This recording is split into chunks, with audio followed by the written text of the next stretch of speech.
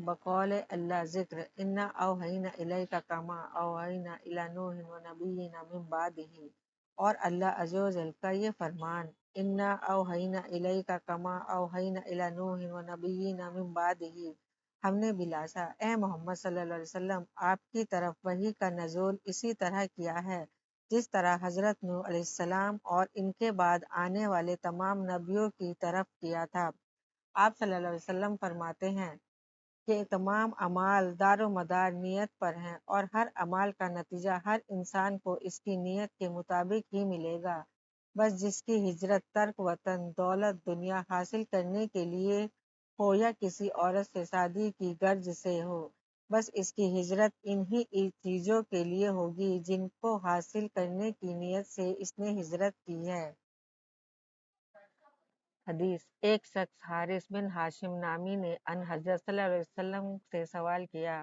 کہ حضور آپ پر وحی کیسے نازل ہوتی ہے؟ آپ صلی اللہ علیہ وسلم نے فرمایا، وحی نازل ہوتے وقت کبھی مجھ کو گھنٹی کی سی آواز محسوس ہوتی ہے اور وحی کی یہ کیفیت مجھ پر بہت شاق گزرتی ہے۔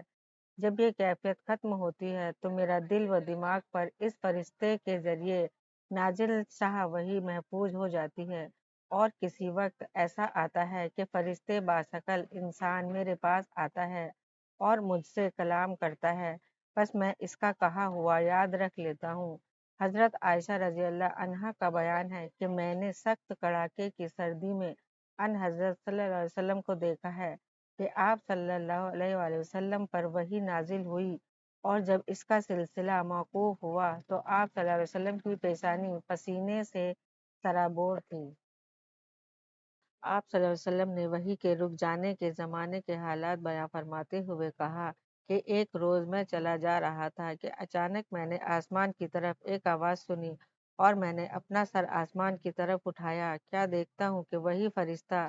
جو میرے پاس غار حرا میں آیا تھا وہ آسمان اور زمین کے بیچ میں ایک کرسی پر بیٹھا ہوا ہے۔ میں اس سے ڈر گیا، اور گھر آنے پر میں نے پھر کمبل اوڑھنے کی خواہش ظاہر کی۔ اس وقت اللہ پاک کی طرف سے یہ آیت نازل ہوئی، اے لحاف اوڑھ کر لیٹنے والے، اٹھ کھڑا ہو اور لوگوں کو عذاب الہی سے ڈرا، اور اپنے رب کی بڑائی بیان کر، اور اپنے کپڑوں کو پاک صاف رکھ اور گندگی سے دور رہ۔ اس کے بعد وہی تیزی کے ساتھ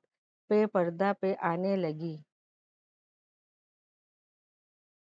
حدیث: انہوں نے ابن عباس رضی اللہ عنہ سے کلام الہی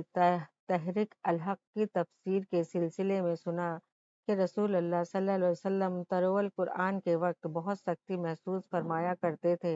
اور اس کے علامتوں میں سے ایک یہ تھی کہ یاد کرنے کے لیے آپ اپنے ہونٹوں کو ہلاتے تھے۔ ابن عباس رضی اللہ عنہ نے کہا، میں اپنے ہونٹ ہلاتا ہوں جس طرح آپ ہلاتے تھے۔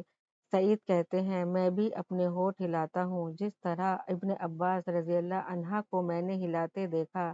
پھر انہوں نے اپنے ہونٹ ہلائے۔ ابن عباس رضی اللہ عنہ نے کہا، پھر یہ آیت اتری کہ اے محمد، قرآن کو جلدی جلدی یاد کرنے کے لیے اپنی زبان نہ ہلاؤ، اس کو جمع کر دینا اور پڑھ دینا ہمارے ذمے ہے۔ حضرت ابن عباس رضی اللہ عنہ کہتے ہیں، یعنی قرآن آپ صلی اللہ علیہ وسلم کے دل میں جمع دینا اور پڑھا دینا ہماری ذمہ ہے۔ پھر جب ہم پڑھ چکے تو اس پڑھے ہوئے کی اتباع کرو۔ ابن عباس رضی اللہ عنہ فرماتے ہیں، اس کا مطلب یہ ہے کہ آپ اس کو خاموشی کے ساتھ سنتے رہو، اس کے بعد مطلب سمجھا دینا ہماری ذمہ ہے۔ پھر یقیناً یہ ہماری ذمہ داری ہے کہ آپ اس کو پڑھو، یعنی اس کو محفوظ کر سکو۔ چنانچہ اس کے بعد جب آپ کے پاس حضرت جبرائیل علیہ السلام وحی لے کر آتے تو آپ توجہ سے سنتے، جب وہ چلے جاتے تو رسول اللہ صلی اللہ علیہ وسلم اس وحی کو اسی طرح پڑھتے جس طرح حضرت جبرائیل علیہ السلام نے اسے پڑھا تھا۔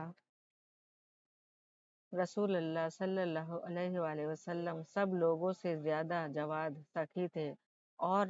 رمضان میں دوسرے اوقات کے مقابلے میں جب جبرائیل آپ صلی اللہ علیہ وسلم سے ملتے بہت ہی زیادہ جود و کرم فرماتے۔ جبرائیل علیہ السلام رمضان کی ہر رات میں آپ صلی اللہ علیہ وآلہ وسلم سے ملاقات کرتے اور آپ صلی اللہ علیہ وآلہ وسلم کے ساتھ قرآن کا دورہ کرتے۔ غرض ان حضرت صلی اللہ علیہ وآلہ وسلم لوگوں کو بھلائی پہنچانے میں بارش لانے والی ہوا سے بھی زیادہ جود و کرم فرمایا کرتے تھے۔